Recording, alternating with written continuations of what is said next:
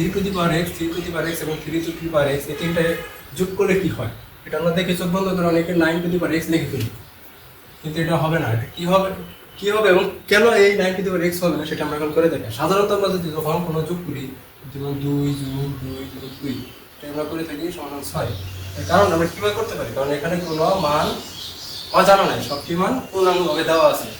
যদি 2 two the power x plus 2 two the power x plus 2 two the power x, এটাকে আমরা কীভাবে করি? প্রথমে আমরা এটাকে ভাঙাই, এই 2 টু দি পাওয়ার এক্সের মান লিখি, দেন আমরা যোগ করি। আমরা মানটা লিখে ফেলি 4 প্লাস 4 প্লাস 4 12। তাহলে এখানে দেখেন 3 টু দি পাওয়ার এক্স দেওয়া আছে, প্রত্যেকটার পাওয়ার আছে এক্স দেওয়া আছে, মানে অজানা।